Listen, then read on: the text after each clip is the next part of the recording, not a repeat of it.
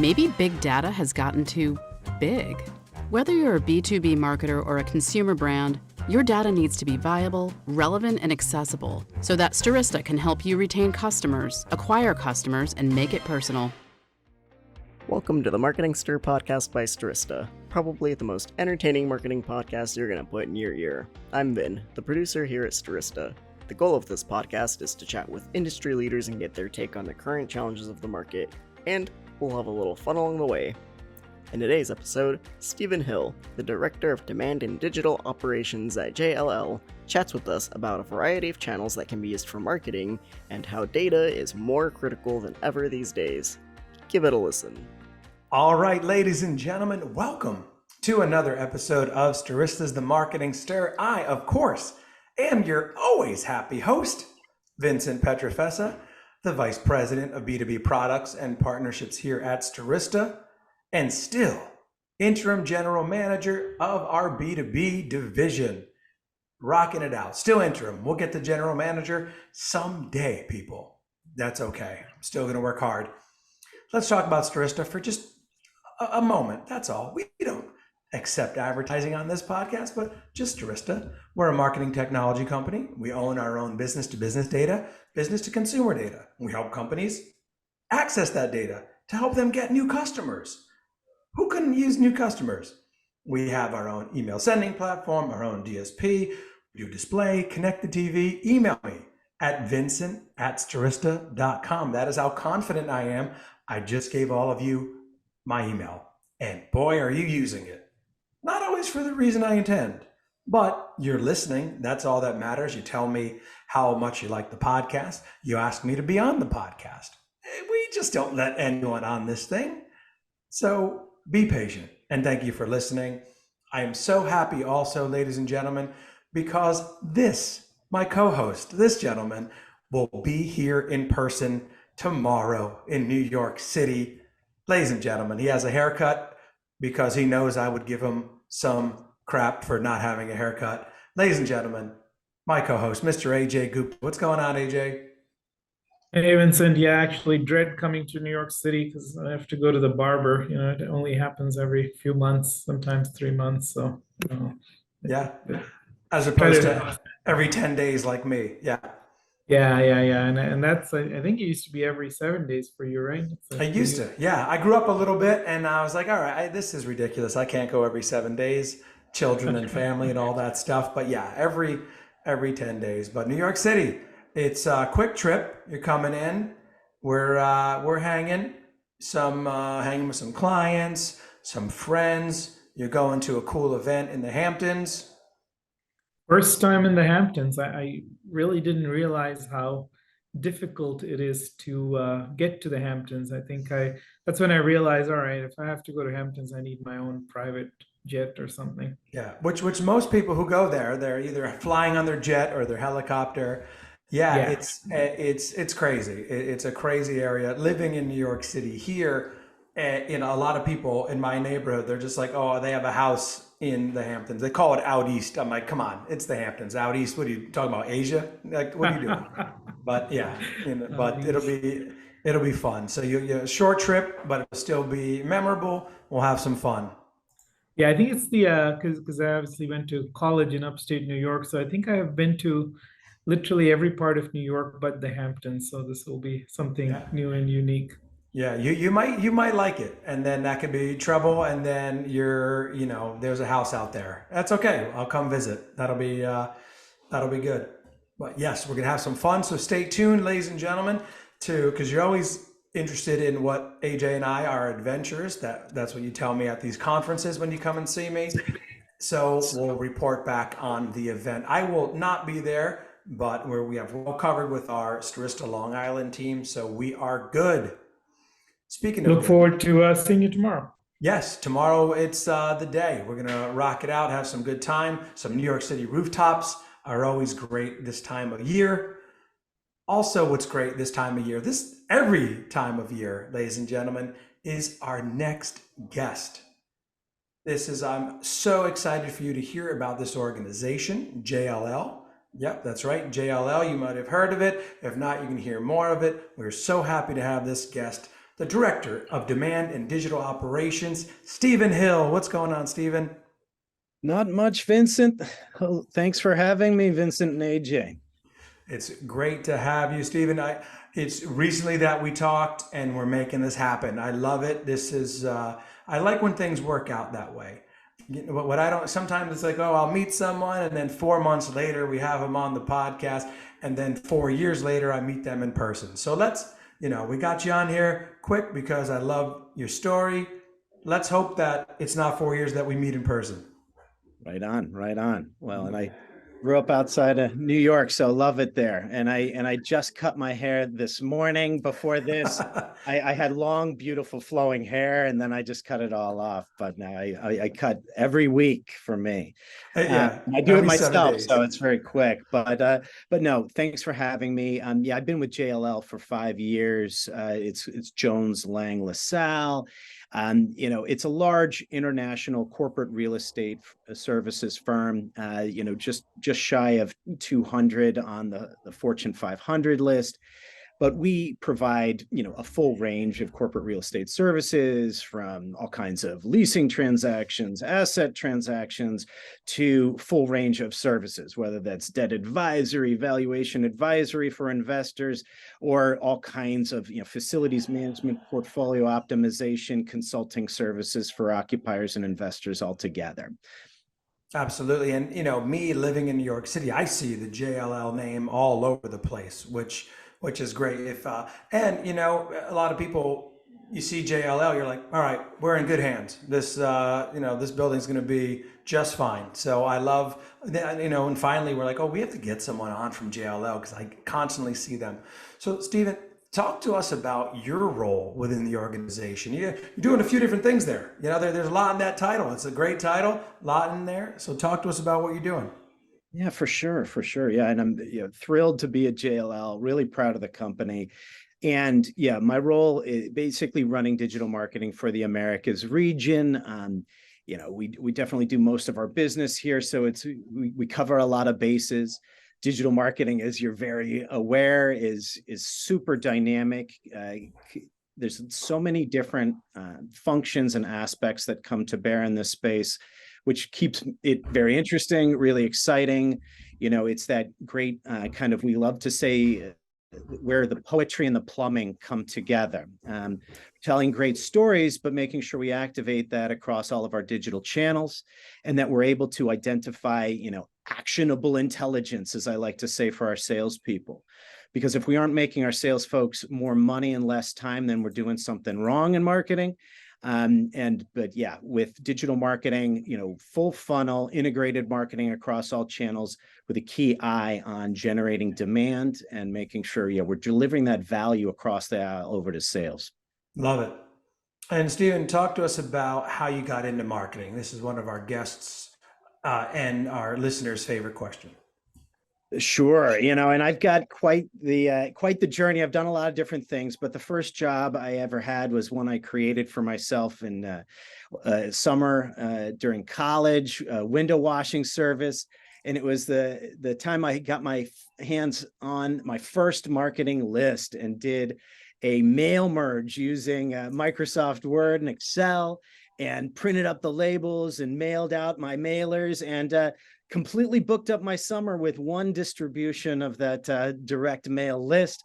So that's really when I started officially in marketing. But I've done a lot of different things. I worked in the restaurant business for a good 10 years and did a ton of marketing there. So we're going back a good 20 plus years now, in early 2000s, building websites from scratch, doing first Google ad, and doing paid search back then, but also doing, classic email, really direct mail, and we'd print up our own postcards on our printer and get those out.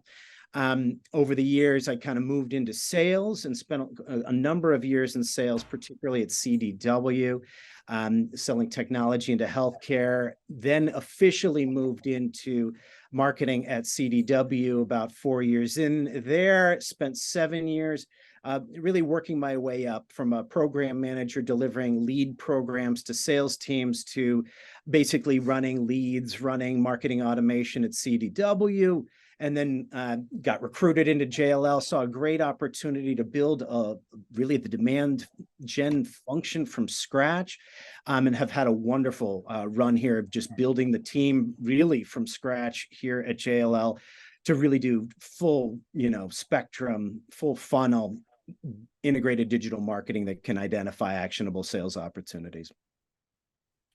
You can talk to us a little bit about what are some of the channels and strategies you're using currently for marketing JLO? We do a full mix. So, while we are heavy with, using Eloqua marketing automation, do a ton of email, we've got, deep relationships with our existing clients and those folks that we have as first party data in our database. We certainly love email, and making sure we're ultra relevant in that space. But we definitely like to go to the digital channels for identifying net new and developing awareness. So we certainly use paid search, display. We're using, starting to use Google Power Max. Really focus our paid social through LinkedIn primarily, but keeping our eyes open for new spaces there, a little bit of Facebook, a little bit of Instagram in that space.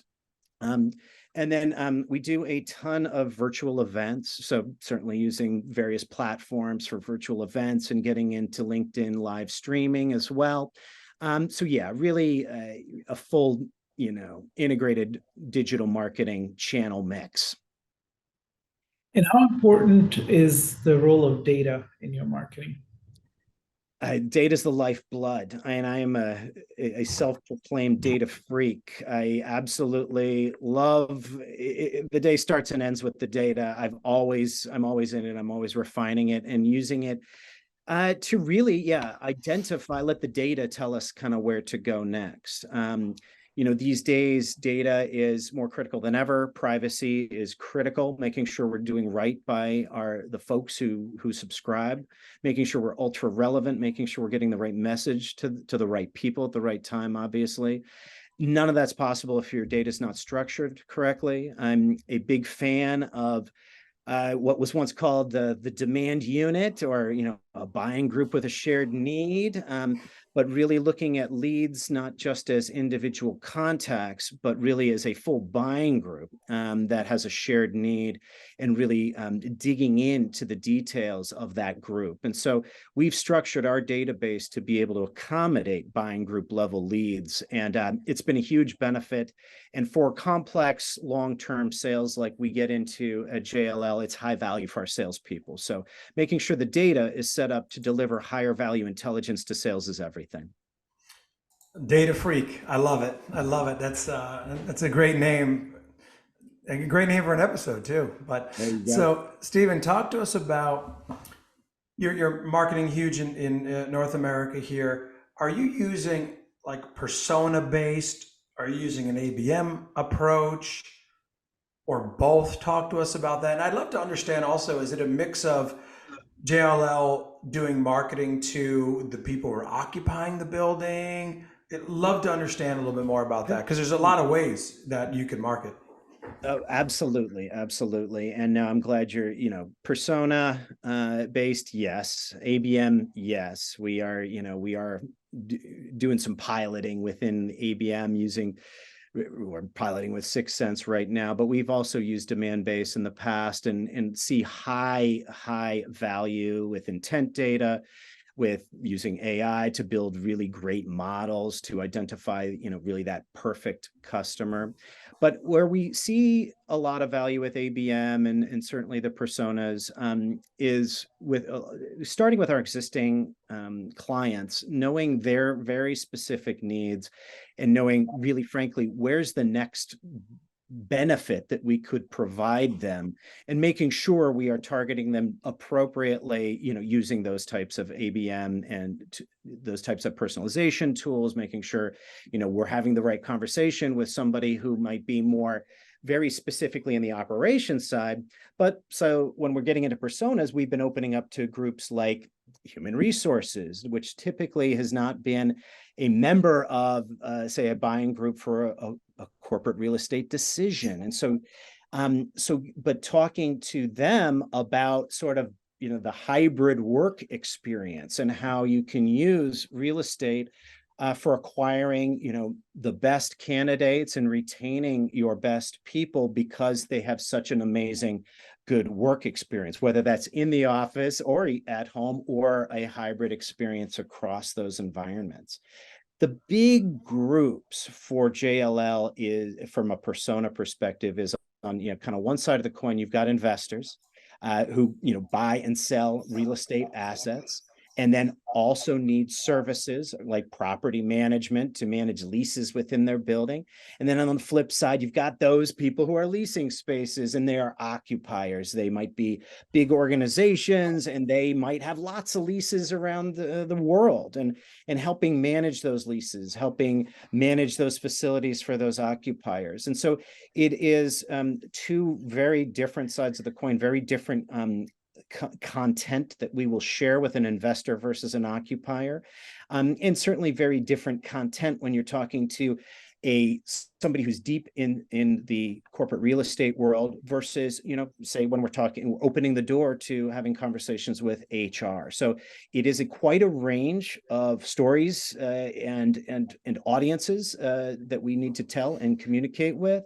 And yeah, even the spectrum of transactions that can go pretty quick from a sales cycle to our services that can go 2-3 years of a sales cycle.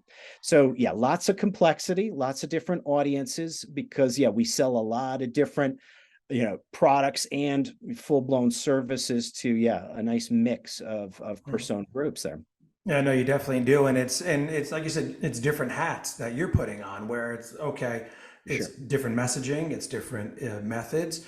And also, historically, commercial real estate has been really localized. And I would imagine COVID had changed that. And has JLL recently kind of branched into the nationwide mix, and talk to us what that's been like? No, yeah, for sure. And that's a great question because, COVID's changed everything, in the corporate real estate world. And it certainly had a huge impact on JLL's marketing organization, how we market, who's doing what does that all look like? And so, ultimately, real estate's always a local first mindset.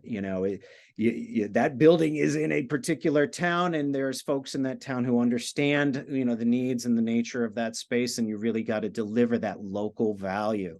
And you always really need to keep that connection, that really true feet on the street. But like any very large organization, you need really good governance. You need really good digital marketing standards. You have to have really consistent messaging. You have to have, great consistency around your brand. And so, and JLL kind of grew up as a lot of littles, lots of different, the organization is hundreds of years old, but its current iteration is, the merger of so many different, local businesses and other larger businesses that came together. And so, my team was really just me and a couple other people when COVID hit, but we did have a phenomenal database that we had developed that we in the most nice way refer to as the mother of our data.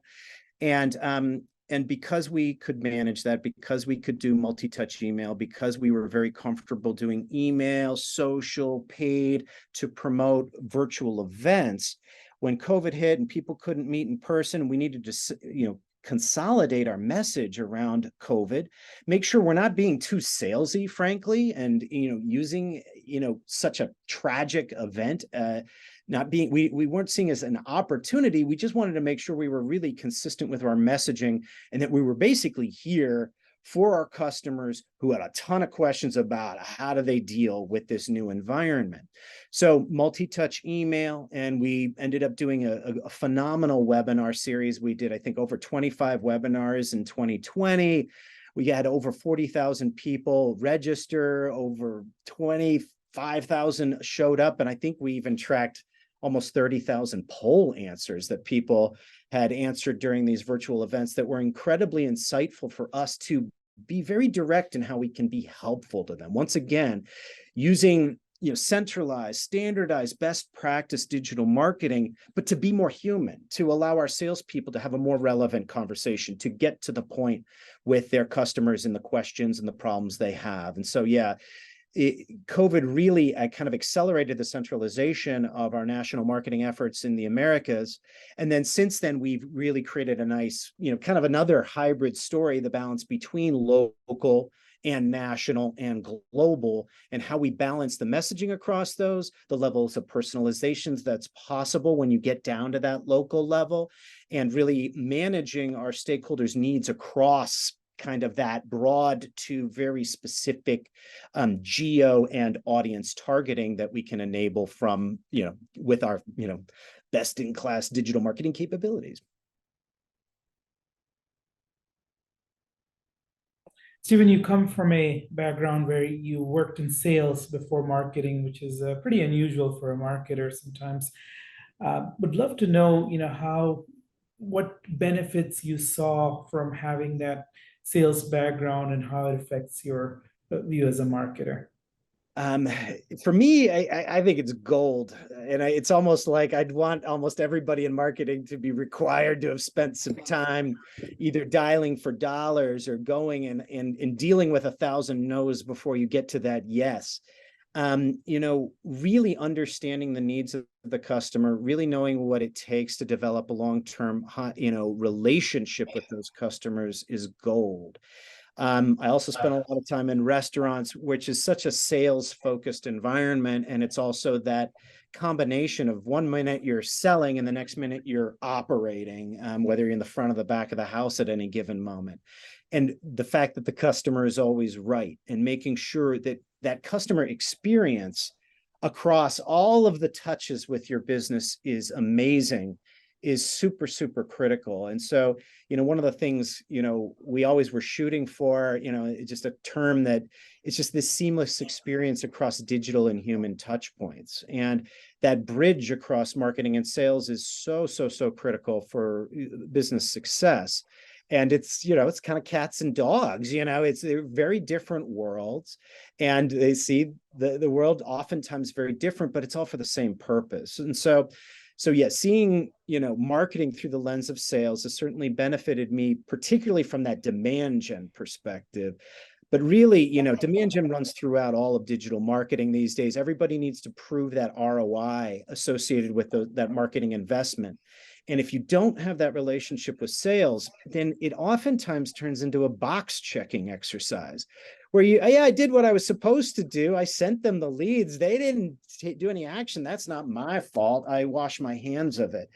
But the way I see it is if, like I said before, if we don't help a salesperson make more money in less time, then they won't value the intelligence we're sharing with them. If they don't see it as actionable, or, hey, you don't tell me something I didn't know.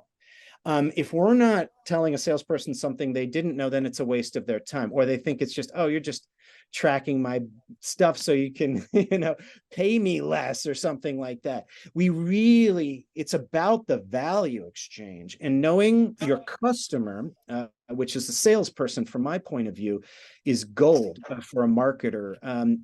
And just keeping that sense of urgency of the way that the sales machine runs is they got to put up more dollars for every minute they spend. And if we can help them with that, and I am a true believer that the digital intelligence we're able to gather is so valuable in getting them to a better conversation, getting them deeper in with the right contacts at the right companies, once again at the right time, it's a guaranteed opportunity for them to make more money in less time. So yeah, I'm a big proponent. It's been valuable for me, and it also just helps me speak honestly with salespeople about, sort of the garbage I used to get from marketing when I was in sales, and what are we doing today to make sure they're getting the greatest value from these marketing leads.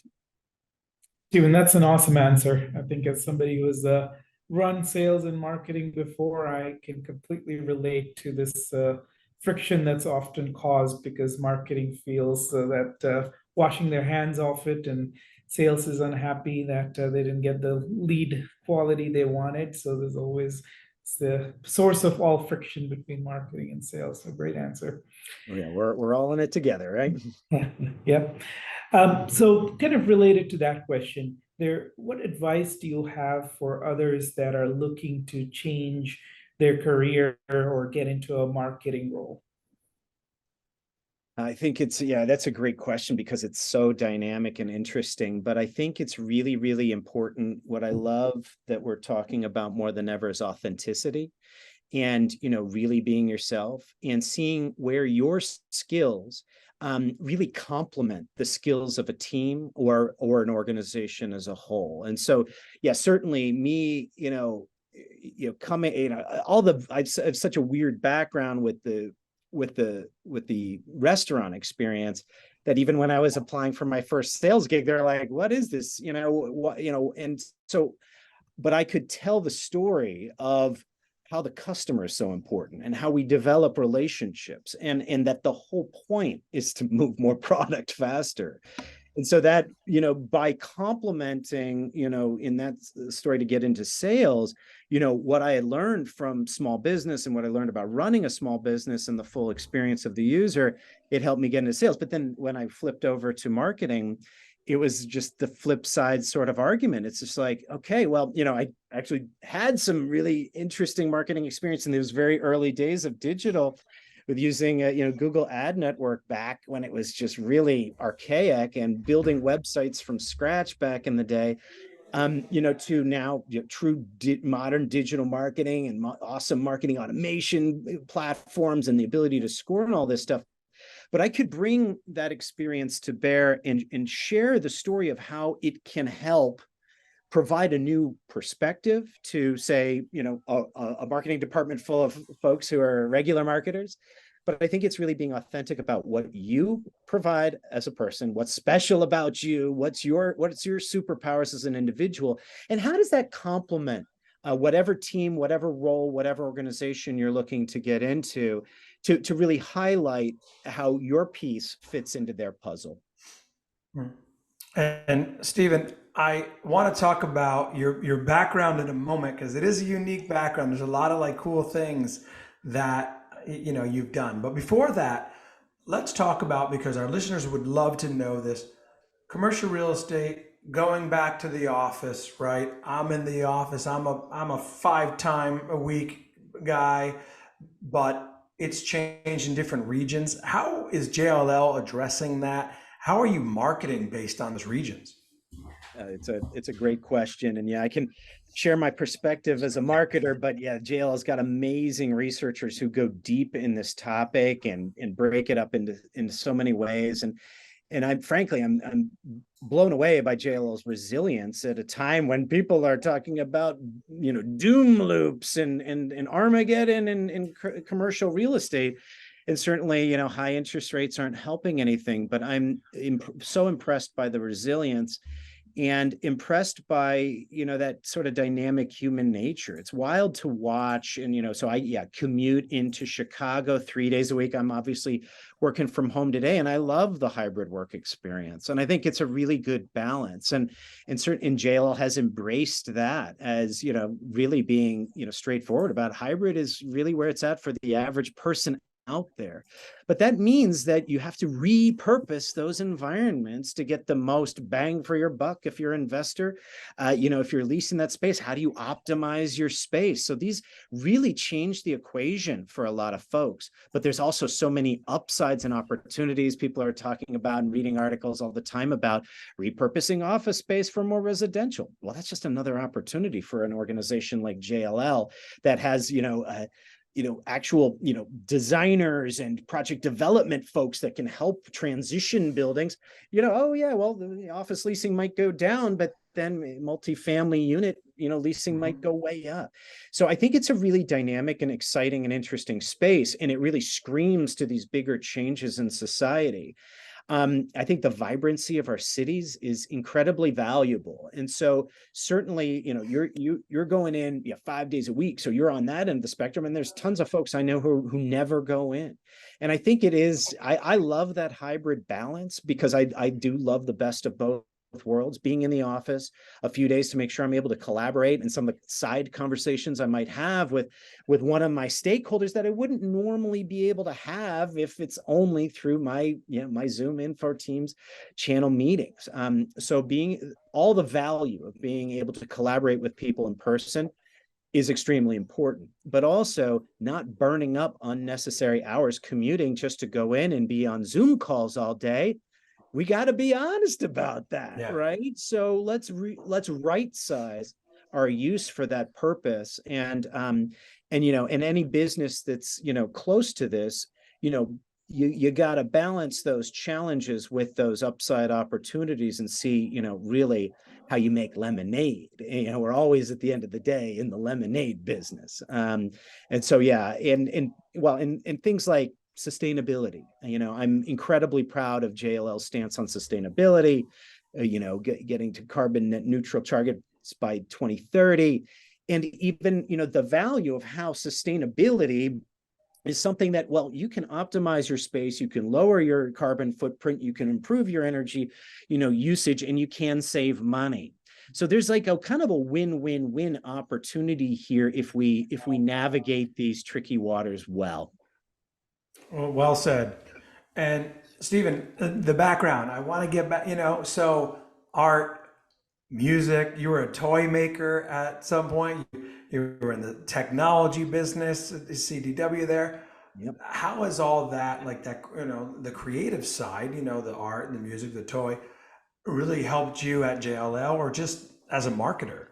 Yeah, no, it's a great question. And I think it does come back to that really cool thing why I've really been in sort of this demand gen digital marketing space more than any other job I've ever had at this point, because it really does bring together that full spectrum. On one side, it is total poetry. It is, how do you turn that phrase?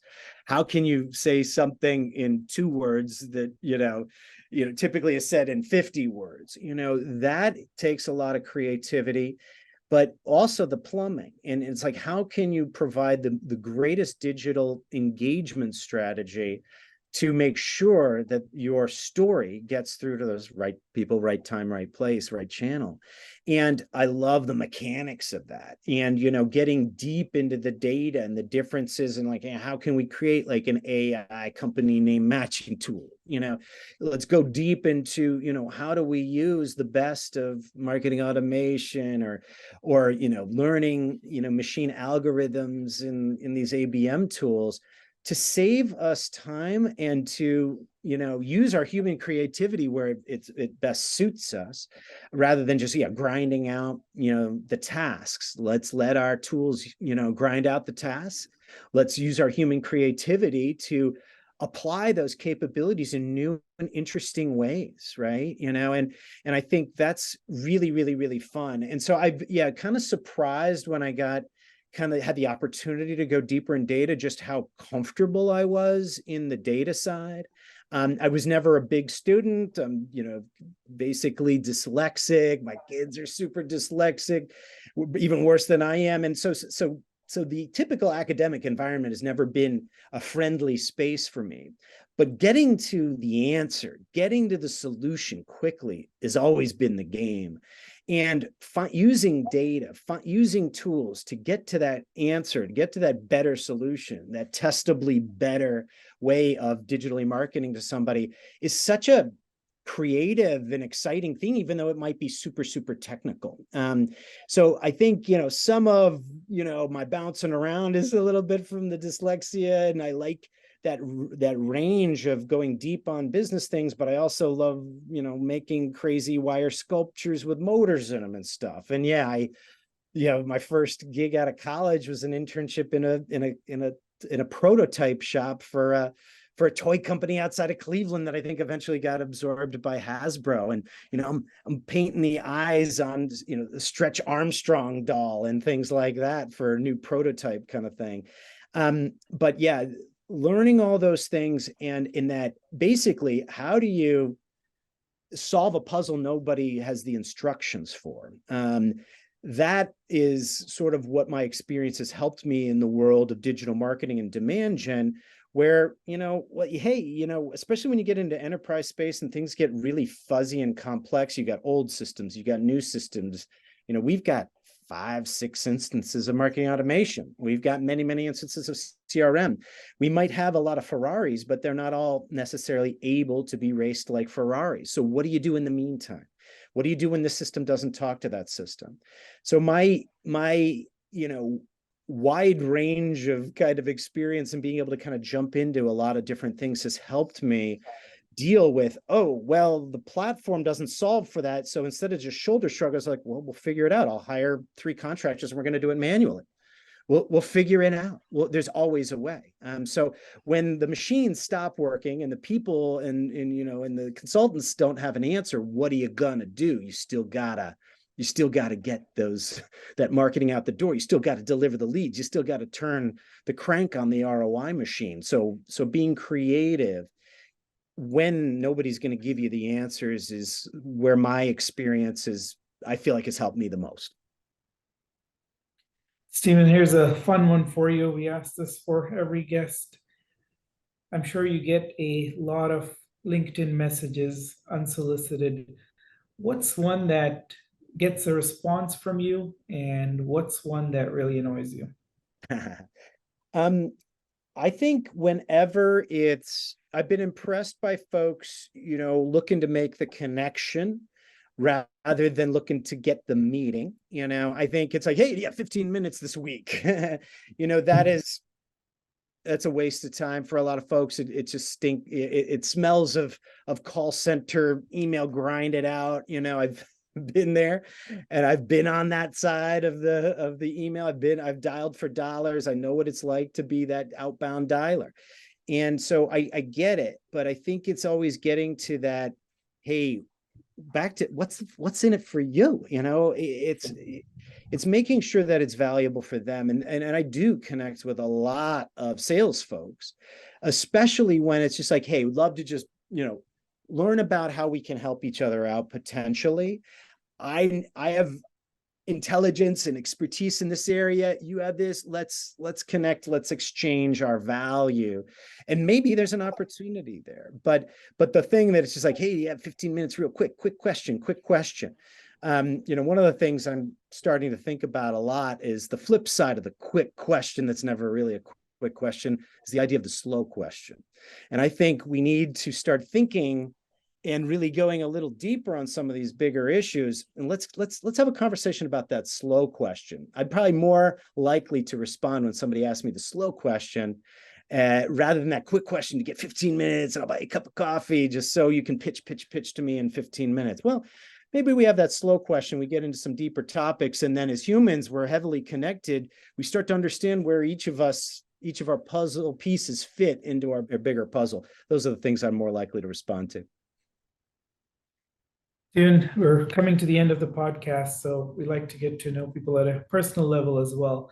So outside of marketing, which I can tell you're very passionate about, what are some of the other hobbies? What do you like to do on your free time? Well, if any chance I have to play games with the wife and kids is the best. The kids are gamers at heart, but that gaming spirit, it goes well beyond digital. So whether it's chess or backgammon, I love puzzles. My eldest, got really into speed cubing. So now we're all into speed cubing. And so my wife and I can solve them pretty quick too. So love the puzzle solving. But then, yeah, it's things like, I'll give me a coat hanger and a wrench and and a good documentary, and I'll turn it into a little sculpture while I'm learning something new. That's always fun.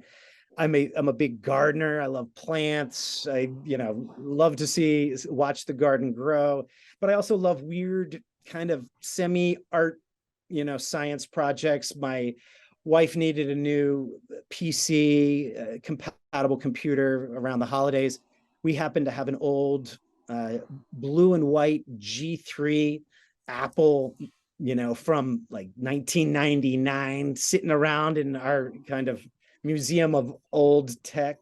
And I gutted it and turned it into a gaming PC for her. And it's a beautiful thing. So we've got this beautiful blue and white, but it's fresh and clean. It's got some fun lights in there, and it's real fast. So things like that are great.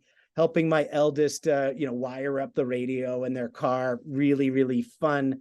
But I love where I really get even more passionate is in the space of crypto, Web3, virtual augmented reality worlds, new kinds of immersive experiences. I believe that we have a huge opportunity using these new types of tools to improve user experience, improve privacy, but also improve preference setting. Like I'm really passionate about how we make big decisions at scale that affect society and how we can do that faster, better, more inclusive.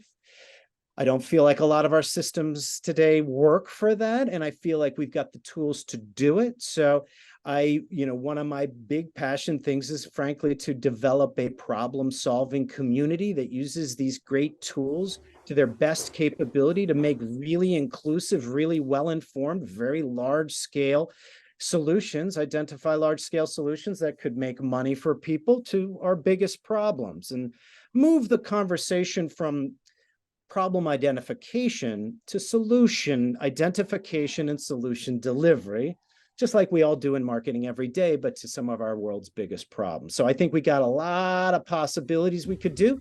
Very hopeful about where we can take things as a society, and I think if we all rally and are hopeful about it, we could do some amazing things as humans. Well said, Stephen.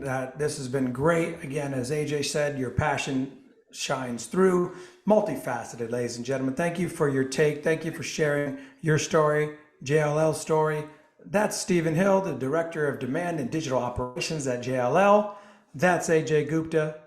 Reese, is going to be in New York City. If you see him, say hello. I'm Vincent Petrofessa. This has been another episode of The Marketing Stir. Thank you so much for listening, and we'll talk soon.